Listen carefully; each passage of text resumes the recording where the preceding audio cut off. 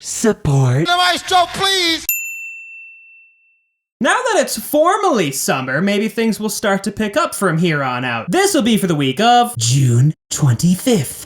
2022. On this day in music back in 1374, the first major case of fatal dance mania was recorded, originating in the city of Aachen in Old Germany. It would then spread to various towns both up and down the Rhine River. Fatal dance mania is where you literally dance yourself to death. Many people have debated what the cause of this actually was, but the most agreed upon theory, it was just a case of mass hysteria and superstition. A new thing from Max Richter came out, the guy who did Sleep. It's at number 7, only needs to go up 2 more spots for us to talk about it. Don't mean a thing if it ain't got that swing. So scream on the other side.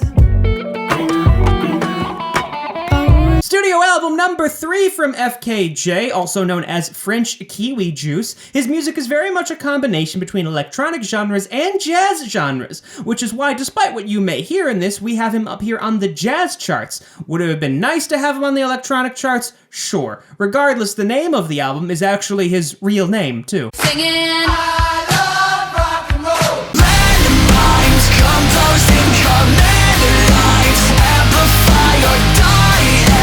Album number 6 from Motionless in White, very much spanning all of the different subgenres within metal. We have industrial metal, metalcore, gothic metal, sometimes even deathcore and beatdown hardcore. Regardless, if the name of the album wasn't a hint, this is a tad politically charged, touching on topics such as corrupt leadership, inequality, violence, and, well, global warming. So if you're already stressed about those, you might want to avoid this album, actually. Considering all the high-profile releases we've been getting lately, I understand that nobody else wants to compete with the likes of Future, Kendrick Lamar, and Post Malone. Now, we don't have anything to talk about formally in this chart, but like I said, that FKJ release might actually satisfy that electronic music itch if you're really dying for it. And now I need some help from the maestro, please! When you drunk, you tell me exactly how you feel. When I'm loaded, I keep it real. I think this is the most we've ever talked about a Future album. I'd honestly have to go through and look. I got one coming away right now. You know, it's funny, tracks 5 and 6 on this album. 5 is I Like You, a happier song with Doja Cat, and 6 is I Cannot Be, a sadder song with Gunna. Just in case you needed to know which one was a happy song and which one was a sad song. You know it's not the same as it was.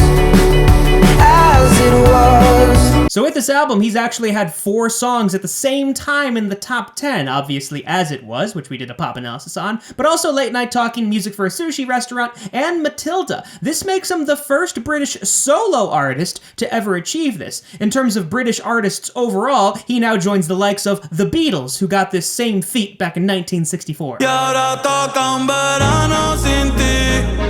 La estoy pasando bien, no te voy. New single from this album was released, single number 4, Me Porto Bonito. 당신은 꿈꾸는가 그 길의 끝이 무엇일까